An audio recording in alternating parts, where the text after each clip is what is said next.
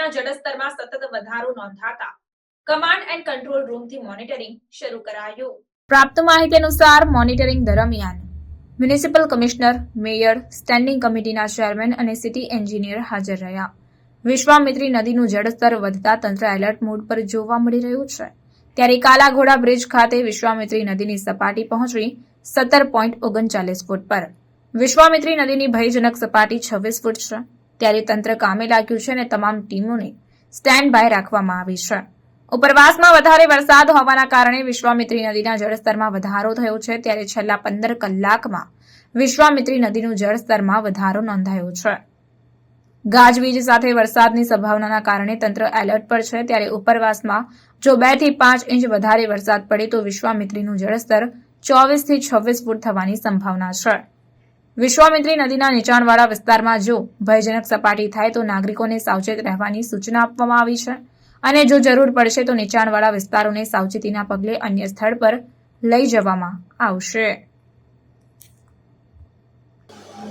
છેલ્લા જે 4 દિવસથી સિટીમાં જે વરસાદ પડી રહ્યો છે, રાત્રે પણ 2 ઇંચ જેટલો વરસાદ પડ્યો. આજવા અને ઉપરવાસમાં પણ ગઈકાલે એવરેજ 3 ઇંચથી વધારે વરસાદ પડ્યો છે. એની પહેલાં પણ જે વાવાઝોડું આવ્યું અને એમાં પણ 2 ઇંચ જેવો વરસાદ પડ્યો. વચ્ચેના દિવસોમાં પણ વરસાદ પડ્યો. એને કારણે ધીરે ધીરે વિશ્વામિત્રી નદીનું સ્તર વધ્યું છે.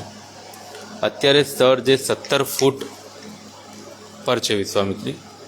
આજવા ડેમ અત્યારે કમ્પ્લીટલી બંધ છે, 212.25ની આજુબાજુ છે અત્યારે. પ્રતાપપુરા ડેમ 2 દિવસથી ખુલ્લો છે કે ઉપરવાસનું પાણી વહી જાય એની માટે.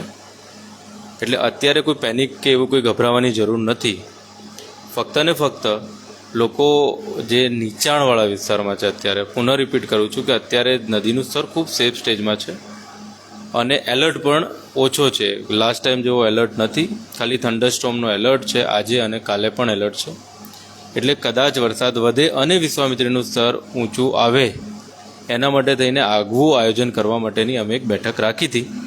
લોકોને અમે ક્લિયર એ કહેવા માંગીએ છીએ કે અત્યારે 17 ફૂટ છે, 22 કે એનાથી વધારે થાય તો નીચાણવાળા વિસ્તારમાં ક્યાંક પાણી ભરાતું હોય છે.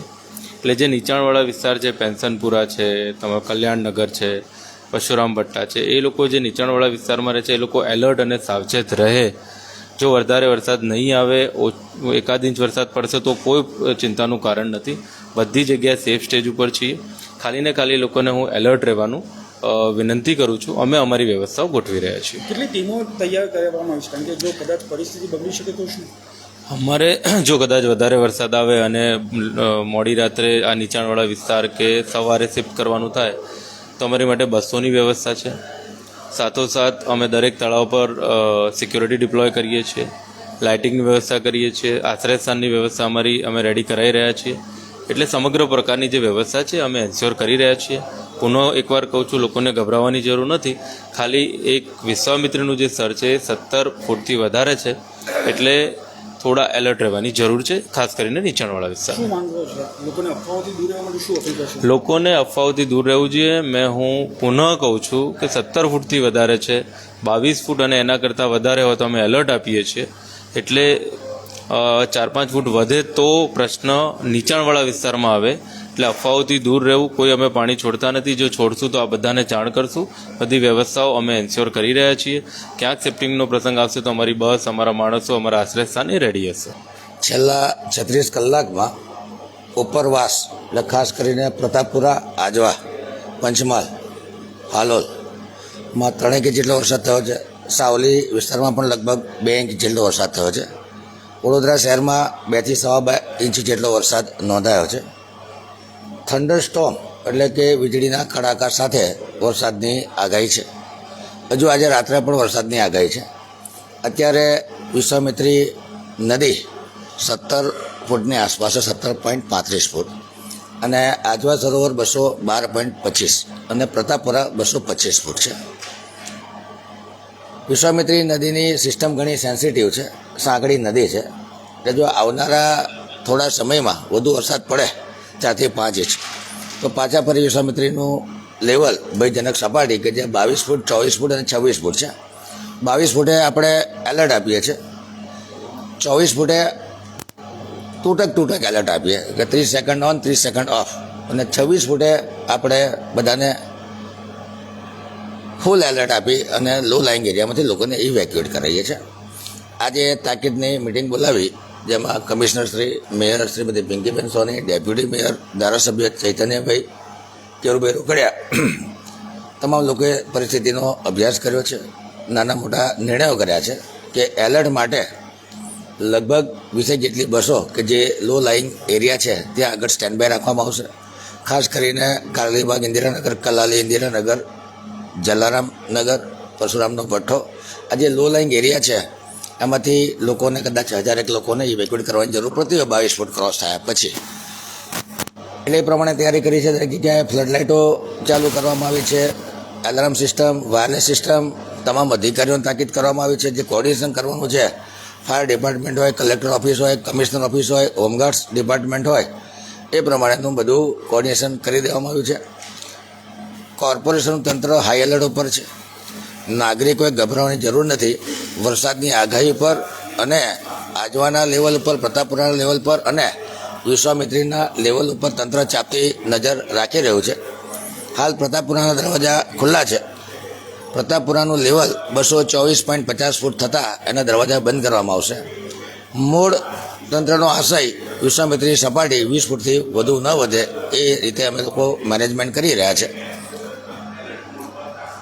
લોકોએ સચેત રહેવાની જરૂર છે, ગભરાવાની જરૂર નથી. કોર્પોરેશન તંત્ર હાઈ એલર્ટ ઉપર છે. ફૂડ પેકેટની વ્યવસ્થા કરવાની હોય કે જે કોઈ રેસ્ક્યુની વ્યવસ્થા કરવાની, તમામ વસ્તુ સ્ટેન્ડ બાયમાં રાખેલી છે. આથી તમામ લોકોએ બિલકુલ અફવામાં દોરવાયા વગર, કોઈ પણ જાતના ભય વગર ખાલી સાવચેતી રાખવાની છે કે ચાપતી નજર રાખવાની છે. મોટા ભાગે વાંધો આવે એવી પરિસ્થિતિ નથી.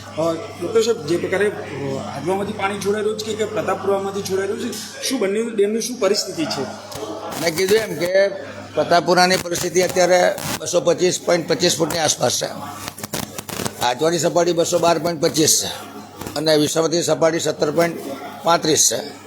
એટલે અત્યારે તો જે રિસ્કી લેવલ છે એનાથી ઘણા નીચા છે, પરંતુ ક્લાઇમેટ ચેન્જના લીધે જે રીતના ફોરકાસ્ટિંગ આવી રહ્યા છે, આગાહીઓ આવી રહી છે, એના લીધે આપણે સચેત રહેવું પડે.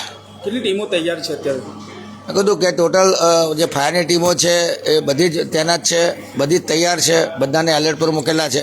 પરંતુ હજુ તો હાઈ રિસ્ક લેવલથી ઘણા દૂર છે. 22 ફૂટે આપણે પહેલું એલર્ટ આપતા હોઈએ છીએ, પરંતુ હજુ તો 17 ફૂટે છે. 5 ફૂટનો ડિફરન્સ છે. પરંતુ જે પ્રમાણે સ્ટડી કર્યા છે કે દર 1 ઇંચ વરસાદે 2-3 ફૂટ જેટલી વિશ્વાસની સપાટી વધે છે. એટલે માનો કે બીજા 2 ઇંચ વરસાદ પડે તો આ સપાટી સીધી 6 ફૂટ જેટલી વધી જાય.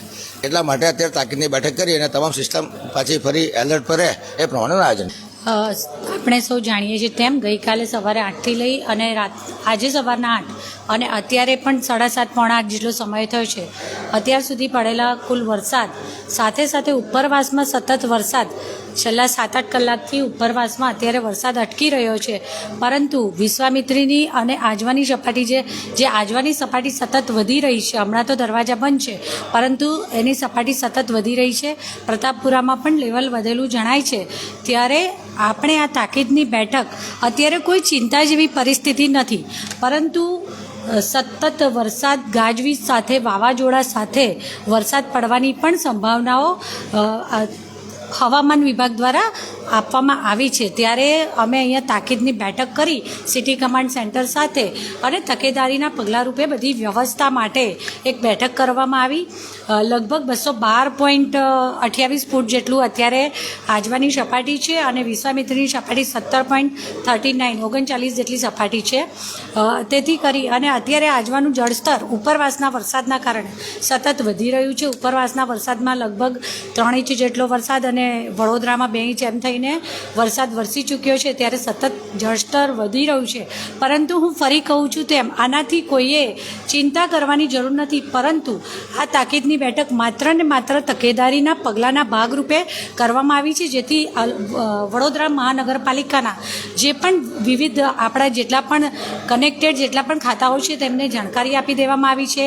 કલેક્ટર સાથે, પોલીસ વિભાગ સાથે, ફાયરની ટીમ સાથે, મેડિકલની ટીમ હોય, આ બધા સાથે પણ મિટિંગ કરી અને બેઠકો કરી અને એમને તૈયારી રાખવામાં તેનું કહી દેવામાં આવ્યું છે. સાથે સાથે નદીના તટના કિનારાના અને જે અસરગ્રસ્ત વિસ્તારો અને જે અસરગ્રસ્ત વિસ્તાર તરીકેની સંભાવનાઓ છે આ બધી જગ્યાએ તરાપાની પણ વ્યવસ્થા કરી દેવામાં આવી છે. તો વોકી ટોકીથી માંડી અને બધી જ વ્યવસ્થા ઉપલબ્ધ રહે.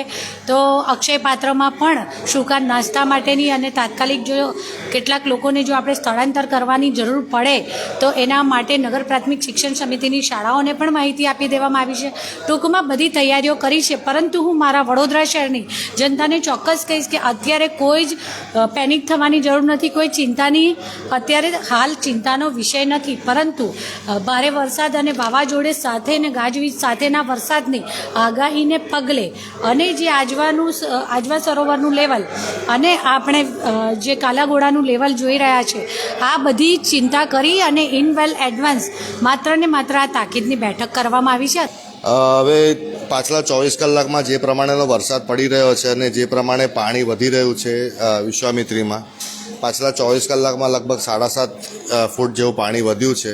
અને હમણાં સાંજના ઉપરવાસમાં ઘણો વરસાદ હોવાના કારણે વડોદરાનું પણ આપણા જેટલું પણ પાણી વિશ્વામિત્રીમાં જાય છે, એની સિવાય ઉપરવાસ પરથી જે પાણી આવી રહ્યું છે એ થોડીક ચિંતા છે. પરંતુ જેટલું બને એટલું કોર્પોરેશનના અધિકારીઓ અને કમિશનર દ્વારા પાણીને રેગ્યુલેટ કરવાનો પ્રયત્ન થઈ રહ્યો છે.